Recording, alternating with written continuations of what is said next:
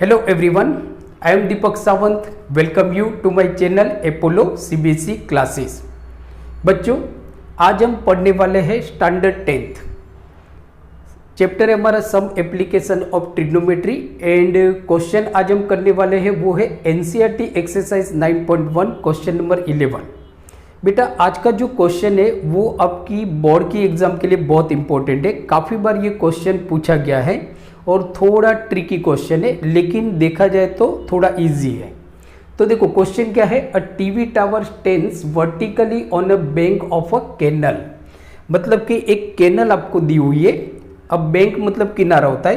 तो सपोज बेटा कि ये हमारा कैनल है, this is the canal, right. और ये आपका बैंक है, मीन्स के कैनल की विड्थ है। तो this is the point C and this is point B. ये आपकी कैनल है। अब आगे देखो बेटा क्या है, from a point on the other bank directly opposite to the tower. तो सपोज देखो यहाँ पे दिया क्या है क्वेश्चन कि ये आपकी कैनल है, कैनल की विड्थ है और इस तरफ पॉइंट है आपका, मतलब के किनारा है जिसको हम बोलते हैं बैंक, वहाँ पे आपका सी और इस तरफ है आपका बी। अब देखो इस तरफ का जो कैनल का किनारा है वहाँ पे एक टावर आपको दिया हुआ है। टावर वो है आपका ए बी। ये आपको टावर दिया हुआ है ए बी, सही है बेटा। देखो और ये विड्थ है, मतलब कि ये आपकी विड्थ है, C B is a width of a canal. अच्छी तरह से समझो बेटा। देखो इस चैप्टर में क्या है कि if you understand the figure properly then you can easily solve the question. So it is very easy chapter, बहुत इजी चैप्टर है। तो दिस इज द विड्थ, ये आपकी कैनल है, सही है। ये एक तरफ कैनल का किनारा है, ये दूसरी तरफ है, सी और बी याद रखना है। This is the width of the canal. अब आगे क्वेश्चन को रीड करते हैं कि from a point on the other bank directly opposite to the tower. अब देखो ये टावर है, टावर के सीधा ऑपोजिट में यहाँ पे आपका एक पॉइंट है, पॉइंट सी। आगे क्या क्वेश्चन दिया है, the angle of the elevation of the top of the tower is 60 degree. अब एंगल ऑफ एलिवेशन मतलब क्या होता है, देखने वाला आपका नीचे है और जो ऑब्जेक्ट है वो ऊपर है। मतलब यहाँ से आप देख रहे हो, पॉइंट सी से आप देख रहे हो टावर की टॉप को देख रहे हो। तो यहाँ पे आपका एंगल ऑफ एलिवेशन बन रहा है वो है 60 डिग्री। मतलब यहाँ पे आपका एंगल ऑफ एलिवेशन बन रहा है 60 degree. So this is angle of elevation 60 degree. हम इस फिगर को इसके साथ आप मैच करते जाओ बेटा। ये आपका टावर है ए बी और C B is width of the canal, सही है। अब आगे क्वेश्चन पढ़ते हैं। From another point 20 meter away from this point. देखो क्या लिखा है, इस पॉइंट से 20 मीटर दूर एक दूसरा पॉइंट है, वो है जैसे देखो ये पॉइंट है हमारा, यहाँ से 20 मीटर दूर एक दूसरा पॉइंट है आपका डी 20 मीटर। तो यहाँ पे हम बेटा लेते हैं डी जो कितना है 20 मीटर। अब देखो यहाँ पे भी एंगल ऑफ एलिवेशन बन रहा है कि on the line joining the point two the foot of the tower. देखो ये जो लाइन है ना, सीधी लाइन बन रही है आपकी, ये डी बी। तो ये जो पॉइंट बी है ना वो फुट ऑफ द टावर है, फुट ऑफ द टावर। आगे देखो the angle of elevation of the top of the tower is 30 degree.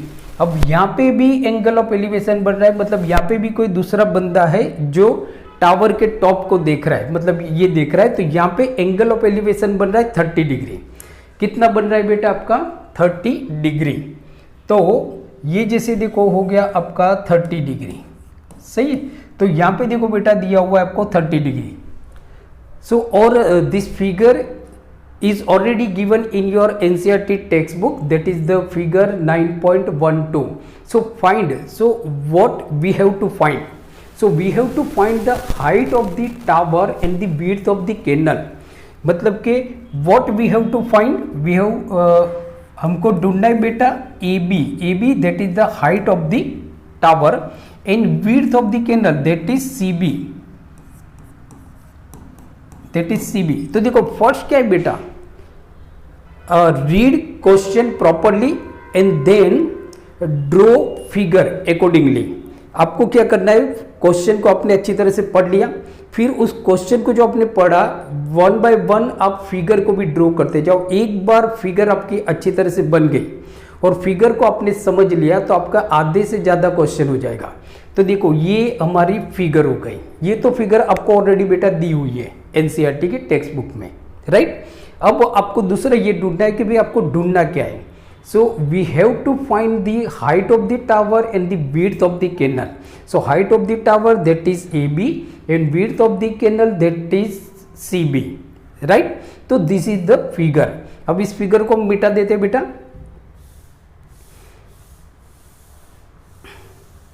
अब देखो कि हम लेते यहाँ पे, अब देखोगे तो बेटा हमको दो राइट ट्राइंगल मिल रहे, ट्राइंगल EBC मिल रहा है जो यहाँ पे आपका 90 डिग्री का है।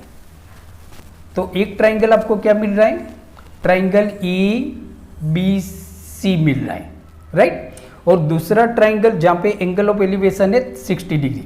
दूसरा जो हमको ट्राइंगल मिला है right angle triangle that is ABD मिल रहा है आपका, ये राइट एंगल ट्राइंगल है।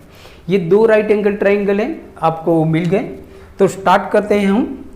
तो सबसे पहले हम लेते हैं ट्राइंगल ABC।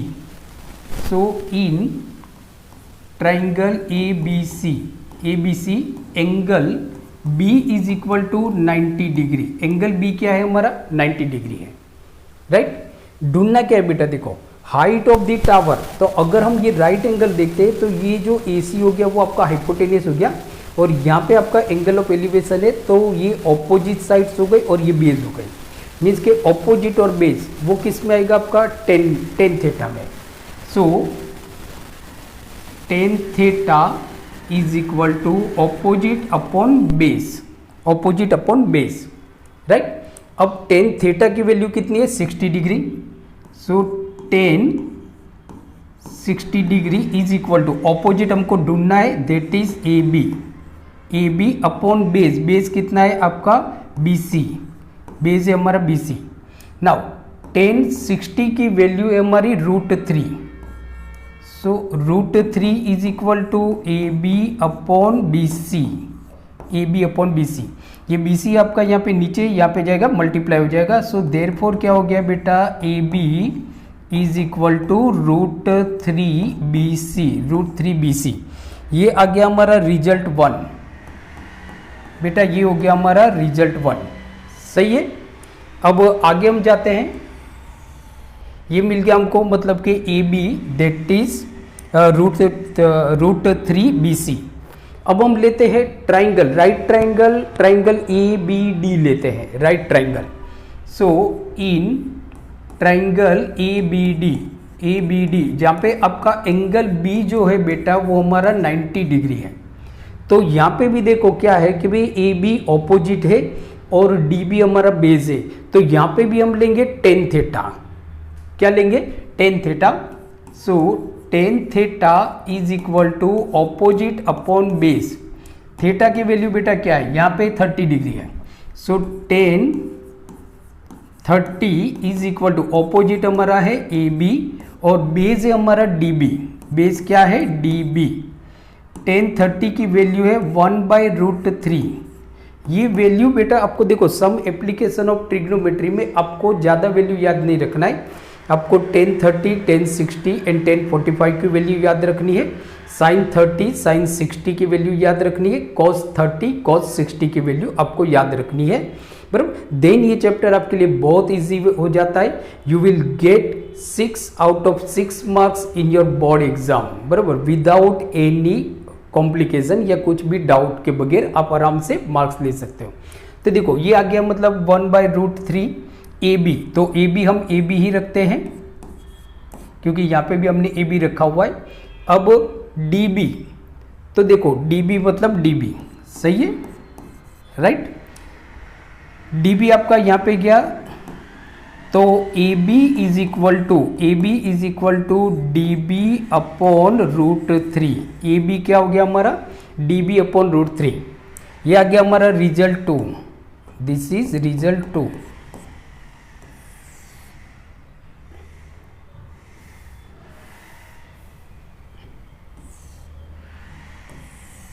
अब देखो बेटा रिजल्ट 1 में हमको क्या मिला, AB is equal to √3BC। Result 2 में हमको मिला AB is equal to sorry, AB is equal to DB upon root 3.